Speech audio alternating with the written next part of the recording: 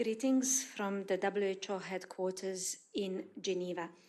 My name is Amna and I welcome you to our press conference on Ebola disease caused by Bundibugyo virus. To update you on the situation and to answer your questions, we have the experts here in the room, and a number of speakers are joining us online from Bunia in the DRC. In the room today, we also have the UN Geneva accredited journalists, in addition to the reporters who have joined us online. Warm welcome to you all.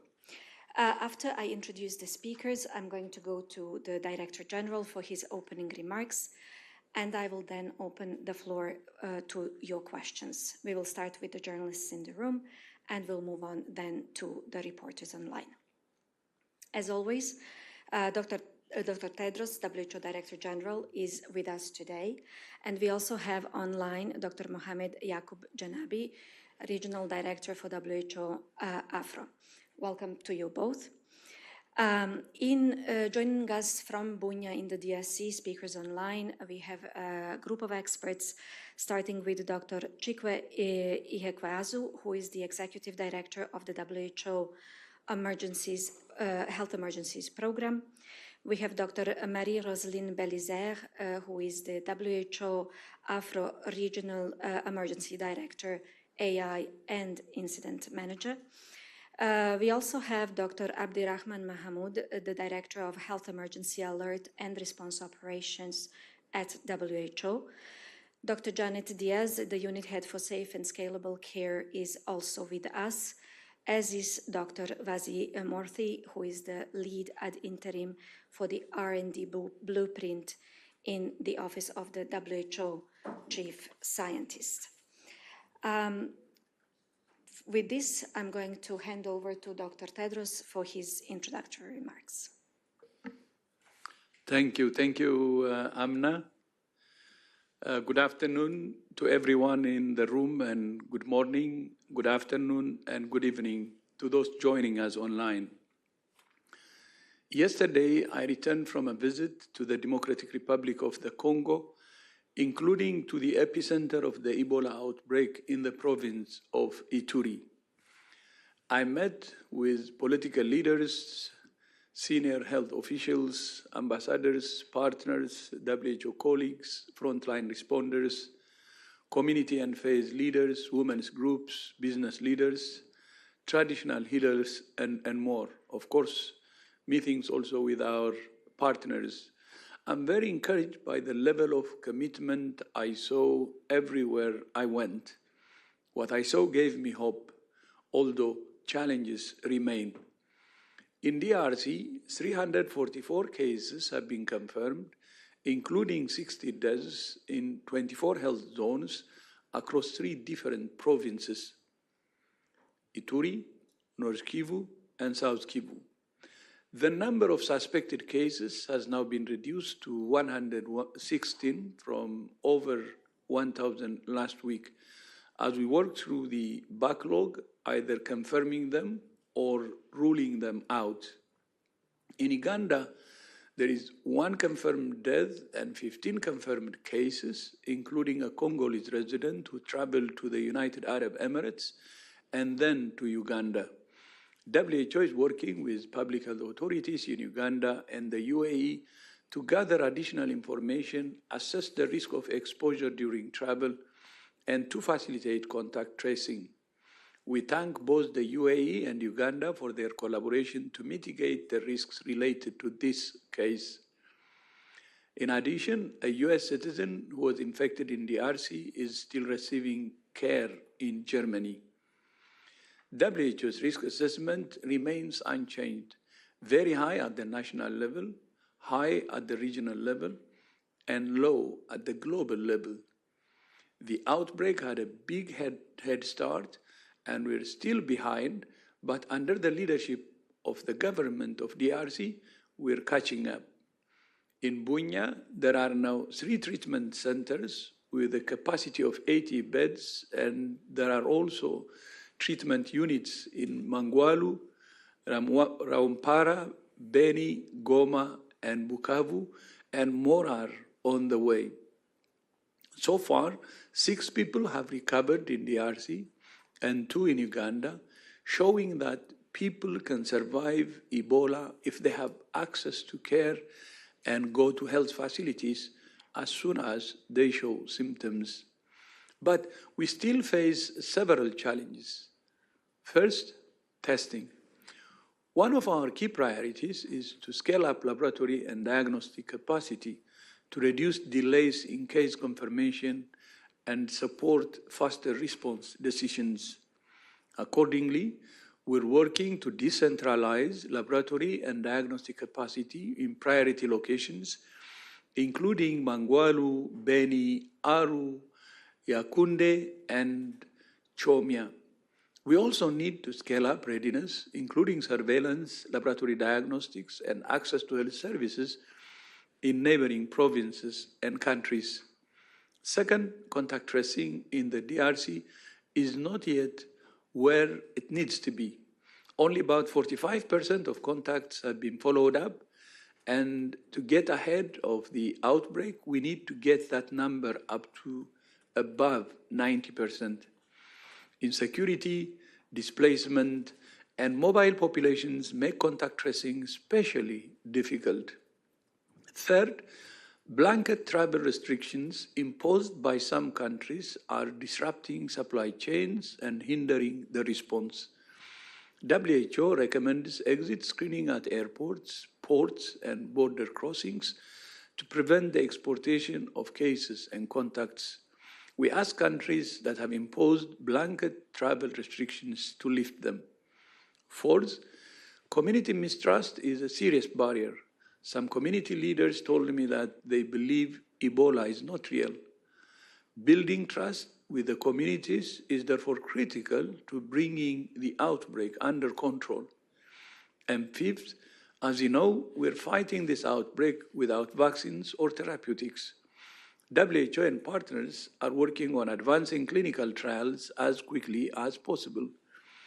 Today, I convene for the second time the principals of the Interim Medical Countermeasures Network to align on 3 priorities. First, increasing support for decentralized diagnostics. Second, mobilizing immediate support for the affected countries to lead clinical trials in cooperation with communities.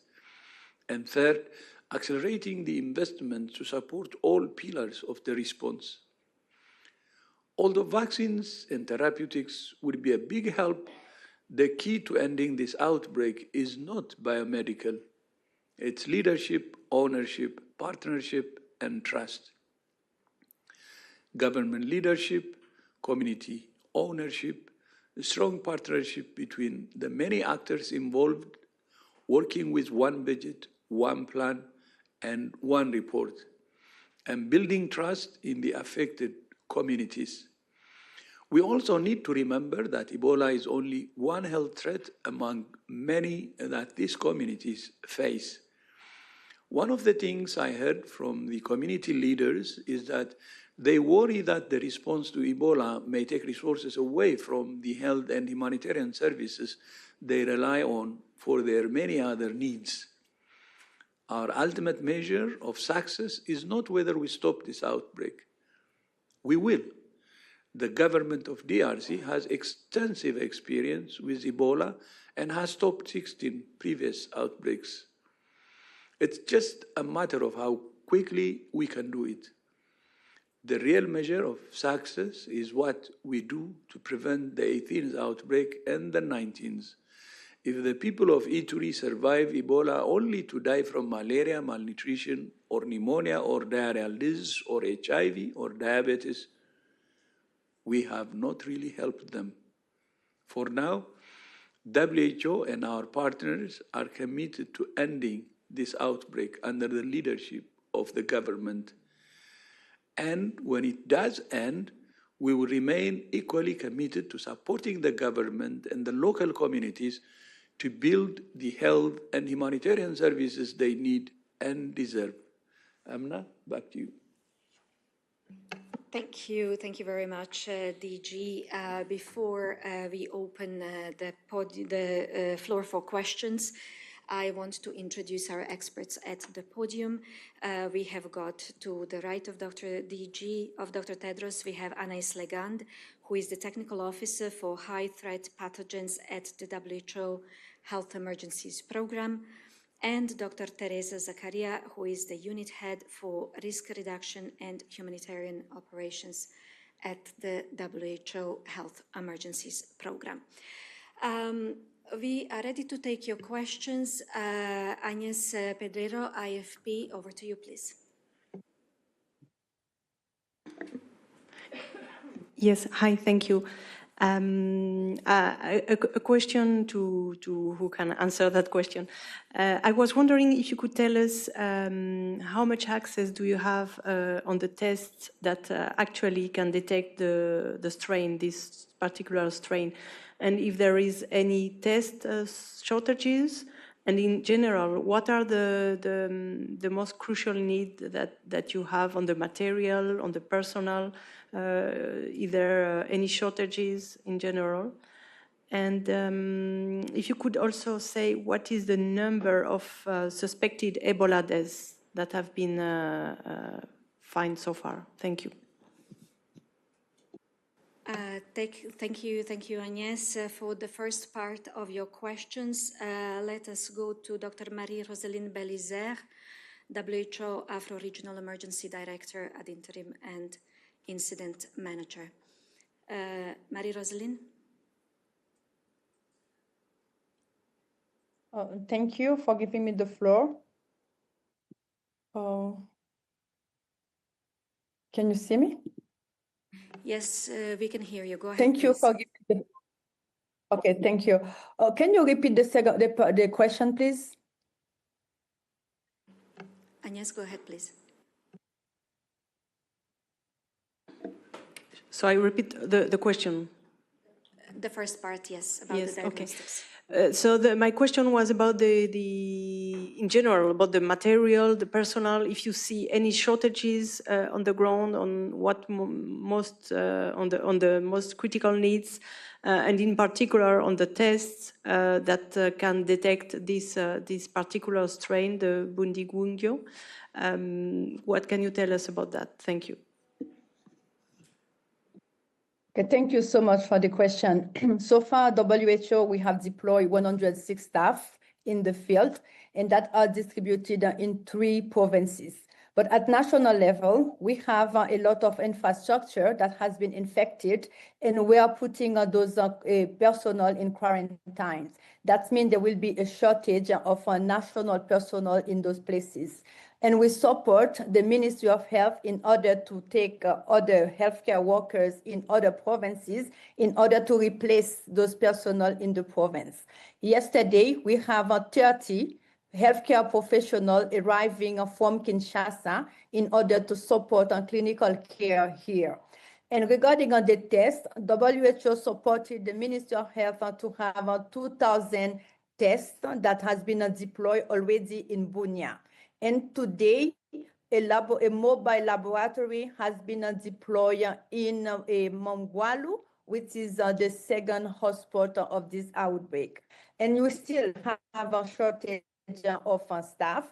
For example, in WHO, we prevent, with the scale-up that we are doing, we are planning to deploy 278 staff. So far, we are at 38% of what we have a plan.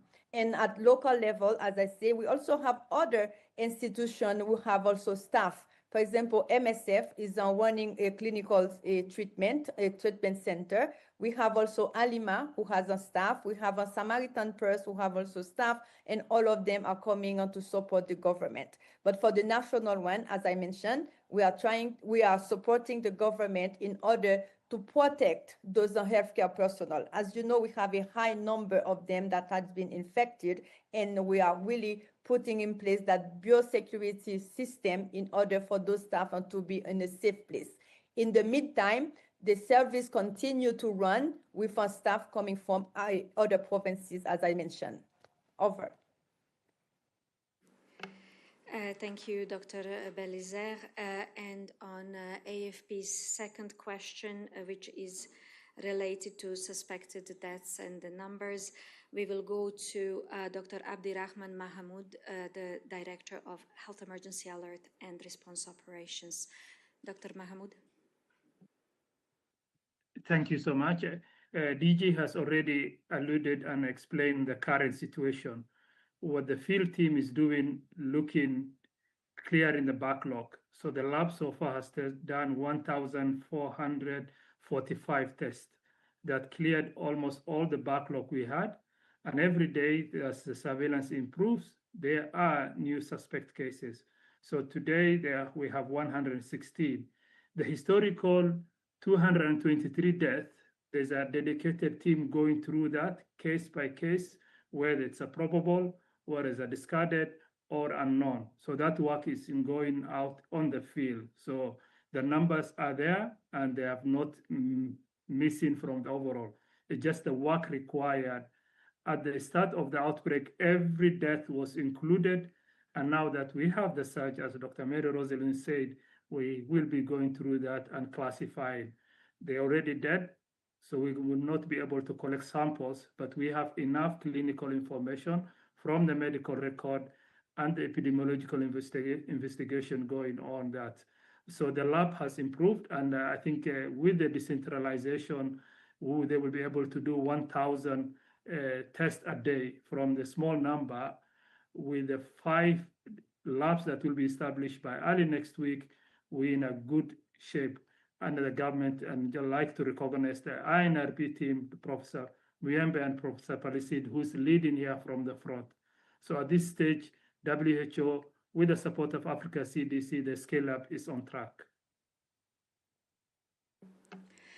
Thank you, Dr. Mahamoud. The next question goes to Catherine Fianco, France 24. Catherine. Thank you, Anna, and thank you to the DG and his team for briefing on Ebola. I have 2 questions. My first is regarding the financial need, the finances needed to increase the testing and care capacity. As you mentioned that it's needed, DG, and also regarding vaccines, how is the research going on? Where is it going on? I read some articles talking about some possibilities to work with Moderna. Could you give us some details about that? Or other companies are investing also in the research on vaccine, and how long it is going to take, as far as you know? And my last question is regarding North Kivu, Goma. Do you have access to Goma, and how do you deal with the region? Thank you. Thank you, Catherine. Let us start with Dr. Vasi Morthy from the R&D Blueprint to answer your questions on the vaccine research and development, and then we will move on to your other questions. Dr. Morthy? Thank you. Can you hear me okay? Yes, we can. Please go ahead. Yes. Yes, thank you for the question. So there are 3 that are now under development specifically for Bundibugyo. So this is positive. There is the Oxford vaccine in cooperation with the Serum Institute of India. There is Moderna, as you mentioned. So Moderna have announced since the last press conference fact that they are now actively accelerating development of a Bundibugyo specific vaccine. And in addition to that, IRV is working on a vaccine. The first 2, in terms of timelines, are Moderna and Oxford with Serum Institute of India. We're looking at 2 to 3 months before the vaccine doses could be available for clinical trial. The IRV one will take longer, potentially 7 to 9 months, they have said. Thank you. Thank you, Dr. Marthi. For the questions related to access and response in North Kivu and in Goma, let me check if RD Afro can start us off. Dr. Janabi? Yeah, thank you. Can you hear me clearly? Yes, we can. Please go ahead.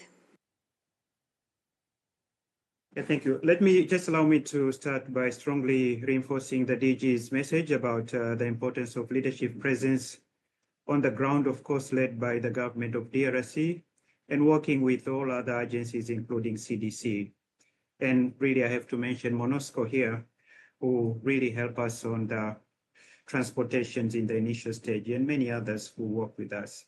Our visit with DG to Ituri was a clear demonstration of the WHO solidarity with affected communities, national authorities, and our frontline responders. It reassured our teams and partners that this response is being led by urgency and visibility and commitment at the highest level. As all of us, we were there. The DG was there, Chikwe was there, and our RED was there.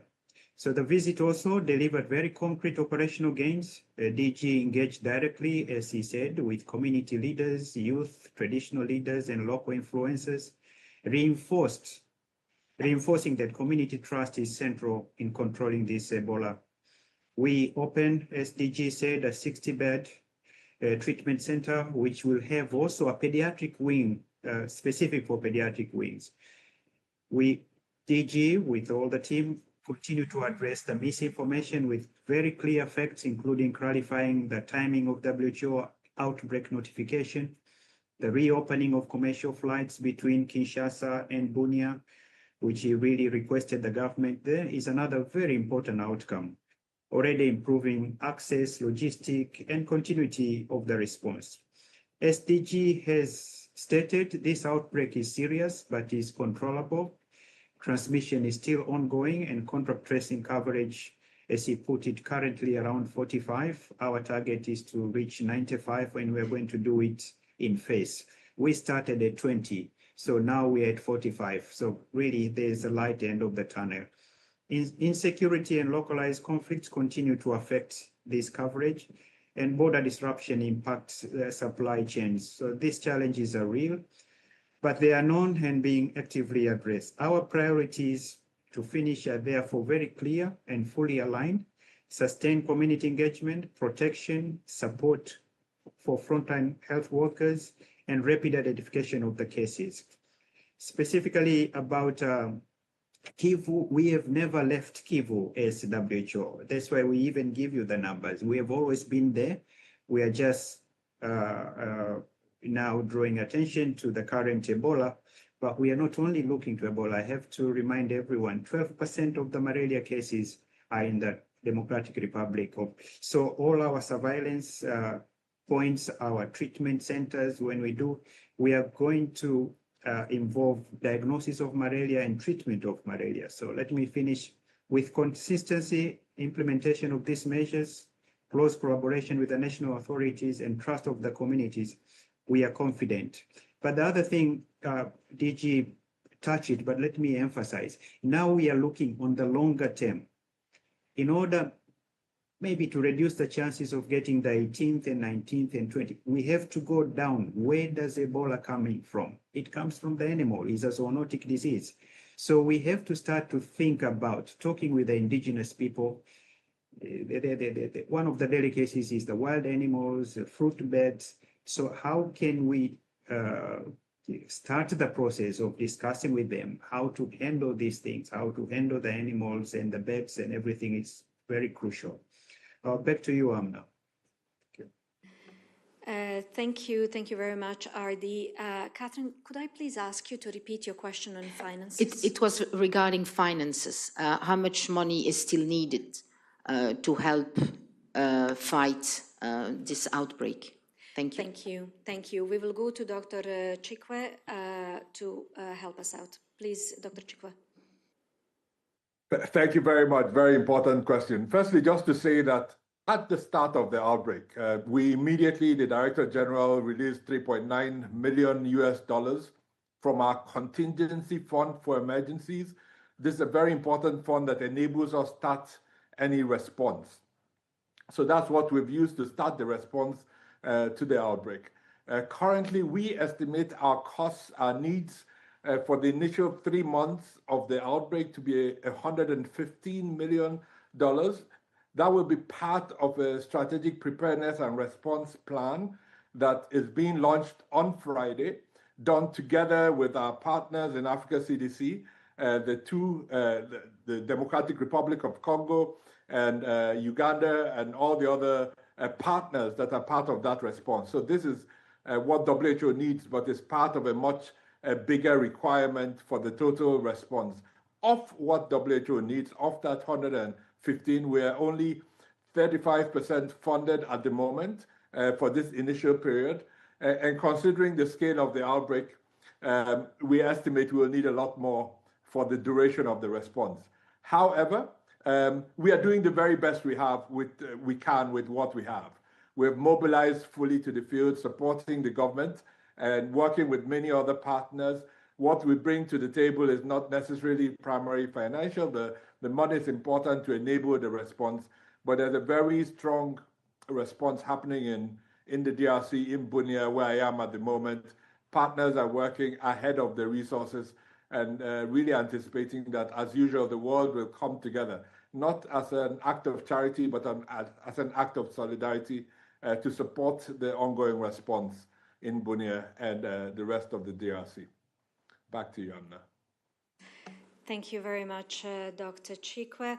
We will turn now to the reporters online, and we have got a question from Nigeria Health Watch.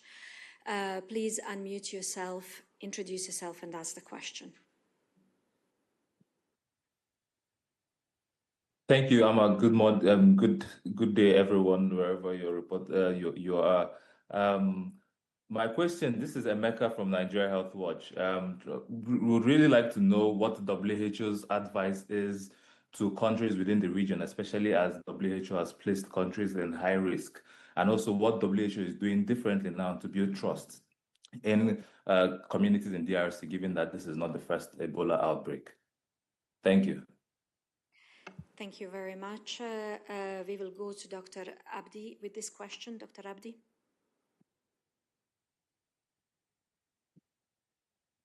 Thanks so much. Our regional office and the leadership of our regional director, Dr. Yakub, has been working with all the member states in the region.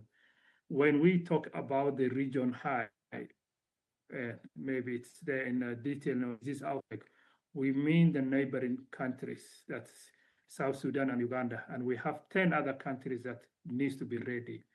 What we're doing right now is bringing the government leadership. Dr. Janabi had a meeting with all the head of state ministers in ensuring the risk we are live in an interconnected continent. Together with the leadership of Africa CDC, we go with one plan in support of the member state. So I think what's really critically different in this response is starting with the community, because we know very well is the community ownership and the leadership, but going all the way to the head of state and the ministries of health. So it's one plan for Africa, led by the Africans, in solving the African problem, together with the global solidarity. So our recommendation for the other countries is to get ready. Ebola is not the only problem. In all these countries, viral hemorrhagic, where there's a Lassa fever in Nigeria, or the previous outbreak. So is the emergency preparedness and readiness as an element of the IHR amendment. So all the countries have to go through the IHR core capacity to be ready for this outbreak, but also for the subsequent outbreaks. So I just would like to give to Dr. Janabi if you would like to add additional points from Africa point of view. Yeah, thank you very much, Abdi. You said it correctly. I've met all the ministers. I've spoken and met physically with the minister from DRC, and the Minister of Communication also is involved while I was in Ituri. I'm on the telephone with the Principal Secretary of Uganda. As you know, Uganda, the minister has not been sworn yet. I've been online with the Minister of Sudan, and tomorrow at 11 o'clock, we are having a joint meeting, which I'm going to chair it with all the 4 ministers, 2 from DRC, Dr. Diana Atwine from Uganda, and the minister from South Sudan, because the message is very clear to neighboring countries: must remain vigilant, strengthen the border health surveillance, share information very quickly, keep borders open for essential supplies, deploy our regional emergency teams, and engage communities and faith leaders to build the trust and secure humanitarian truces where necessary, where conflict exists. I believe I've always talked with them. Solidarity and cooperation is the backbone of this outbreak control. So we continue to engage with them in all means which we can. Thank you. Back to you, Amna. Thank you, Dr. Janabi. Dr. Belizer, anything you wanted to add on this one? Thank you so much. Maybe I can add that in the point of view of the countries that are at high risk, so we already take specific actions. One of them is the evaluation of all their capacity in order to respond or to detect to one case of hemorrhagic fever, namely Ebola. So we already have a dashboard of their capacity that we can share, that everyone will see which country has each capacity. So far, we already also deployed 2 staff in South Sudan that will be there to support their contingency plan. All the high-risk countries has already reviewed their contingency plan and budgeted that contingency plan. 2 staff have been deployed in South Sudan, and some of the countries has received a small funding in order to start with the simulation exercise and also to review their capacity for clinical care. Some countries have identified places where they will put patients if these become positive for Ebola. And each country also will receive 500 PPE that will be pre-positioned in all of those countries. So far, we have 10 high-risk countries, but however, how we are responding to a FIC, all the countries also are part of a preparedness plan in the Africa region. Over. Thank you very much, Dr. Belizer. Dr. Zakaria, you had something? Thank you. Perhaps just on the second question as well, on what is it that we are doing to make sure that we have the trust of people. I think it's very important here to fully recognize as well that there's a lot of suffering happening in the 3 provinces of DRC. There's also equally a lot of suffering in South Sudan, and Uganda hosts a lot of refugee populations as well. And so it is critical that health service provision is maintained, and that is an integral part of our strategic plan to comprehensively respond to the current Ebola outbreak. We have over 50 health cluster partners, mostly Congolese organizations, operating and delivering services in close to 500 health facilities across North Kivu, South Kivu, and Ituri. And it is critical that we provide all the means that they need to be protected, to continue service delivery, and also then to contribute to the response of the ongoing BVD outbreak. Health has actually been instrumental in securing access to conflict-affected areas in North Kivu and South Kivu since last year.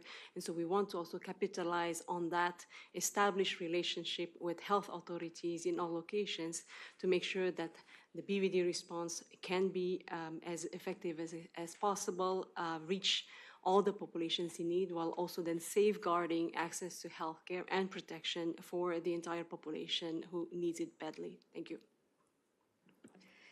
Thank you, Dr. Zakaria. The next question will go to STAT, Helen Bransville. Helen, over to you, please.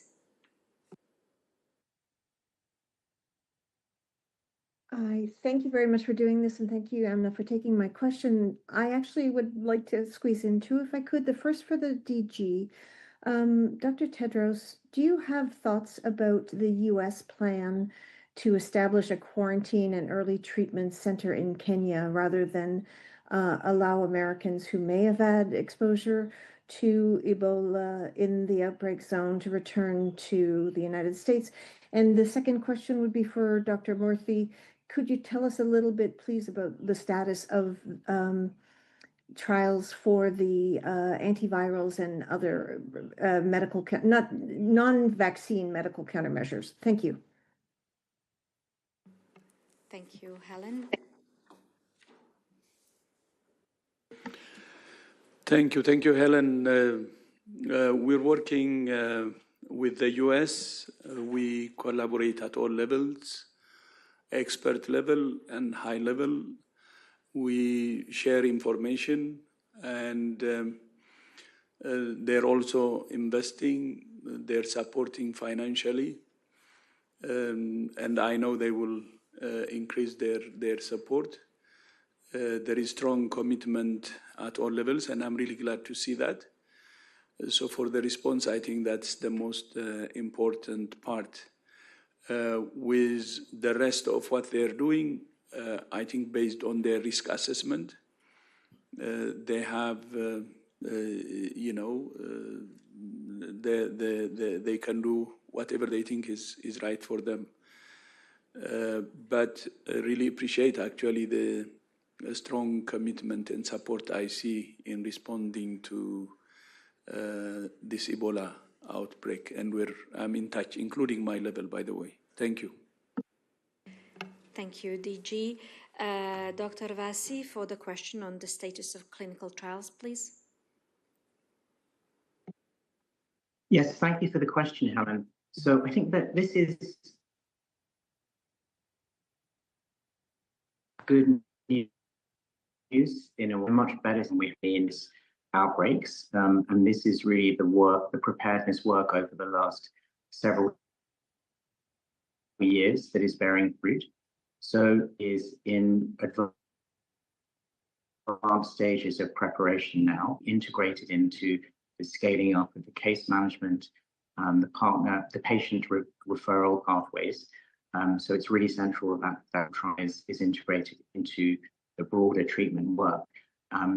But we understand that the protocol has been approved by authorities in DRC and is going through that process in Uganda.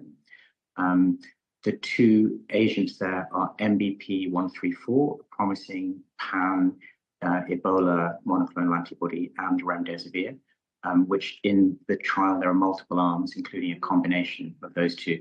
So that is most advanced because that protocol was written before this outbreak, and we were able, as a preparedness protocol.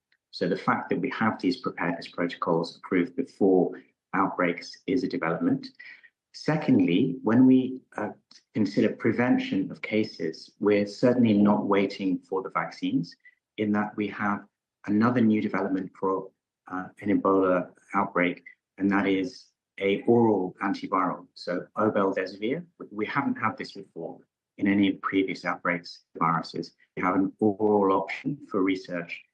Here, I would like to point out the really close coordination between leadership from the national authorities in DRC and Uganda, Africa CDC, and ANRS, which is the lead filovirus cork that we have, Collaborative Open Research Consortium, with the R&D blueprint works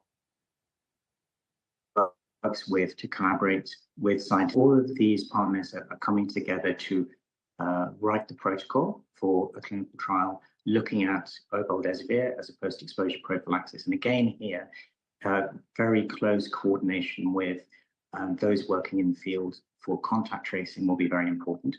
I think there is a possibility, looking at this in a positive with the contact tracing, we will be able to offer a potentially beneficial option to the contact list in this clinical trial. So the protocol in advanced development, it will still be at least 2 to 3 weeks before we can start that protocol. Thank you. I'll stop there. Thank you, Dr. Vassi. The next question will go to Alice Park from Time magazine. Kind ask from our reporters, please keep your questions to one only in the interest of time, because we still have a couple of your colleagues waiting to ask their questions. Alice, the floor is yours. Thank you. This is actually a follow-up to the previous questions about the state of trials. Dr. Tedros, I wonder if you can address to what extent there has been preparation